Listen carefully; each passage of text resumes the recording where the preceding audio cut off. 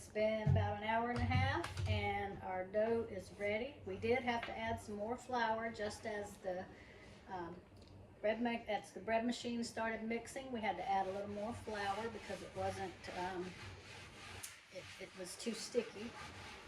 But other than that, it stayed in the bread maker, and now we're back and need to take it out. So you can see I'm spreading some flour on our work surface here, and we're going to dump the dough out gently. You can see how much it's risen. It's all the way up to the top of the pan. And as we do this, we just let it kind of fall out. And there it is. And then you have to dig out the little mixer. This is the blade from the mixing bowl. There's that. Put that in the sink to wash later. And again, we'll sprinkle with a little flour. And what we call this is punching the dough down. We're going to kind of fold it in on itself and let it deflate. It's got a lot of air in it right now, which is what it's supposed to have.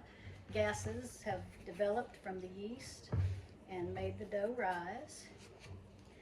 So we're just going to gently move that around for now. And then the exciting part, we're going to start shaping the dough into rolls. We're going to make just round rolls this time. You can make your rolls any way you'd like. They're different shapes. But for today, we're going to do just a round roll. And for that, we need our bench scraper. We're going to use this to just chop off a little smaller piece of dough. And then we're going to get a piece it's about an ounce, I would say. You can weigh it if you like. I just go by sight, and if I need to pinch off a little bit, I do that. And if I need to add a little, I do that. So the way I like to make my dough balls is I get a floured area, not too much flour, and I put the dough ball down on the work surface and kind of press it lightly and begin to move my hand in a circular motion. And as I do that, I slowly kind of cup my hand up and let the middle of my hand come up off of the surface and let the dough ball just touch my fingers on the inside. Sometimes I think I have too much flour here, and that's keeping the dough from grabbing onto the surface. So I'm going to try another one that doesn't have quite as much flour on it. This takes some practice too. So you can see here it's going around better because there's not as much flour. That helps. And then I let my hand, the middle of my hand move up.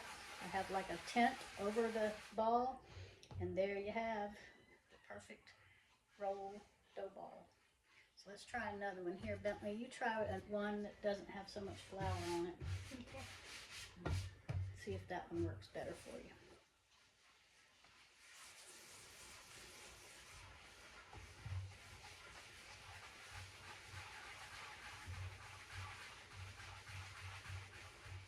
Okay, there's another one.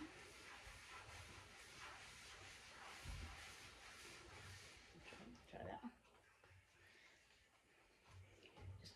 At first press down, but then when you get it going, make your hand come up a little bit. And it makes a better ball. It sticks to me. Is it sticking to you? Maybe you need some flour on your hand. This takes a little practice, just doing it to get used to the feel of how it, that's too much. To get used to the feel of how this should form under your hand. I'm going to get a pan. Yeah.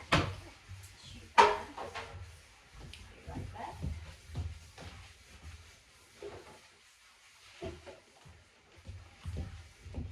Oh, kind of looking that time. That's getting better. Lining the sheet pan with some parchment paper. And then we will put our finished roll balls on the sheet pan. I'm using a 14 by 12 sheet pan, and I can usually get about 3 rows across, and I think about 5 to 6 the lengthwise. Try another one.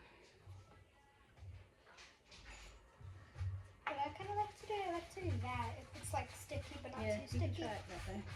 It might work that way for you. Well, So we're because my just going to hands are keep too small. forming our rolls, and once we have those all formed, we're going to cover them with the towel and let them rise again. This will take, second rising will take about an hour also, Got it. and then we'll be ready to bake. So we'll see you later.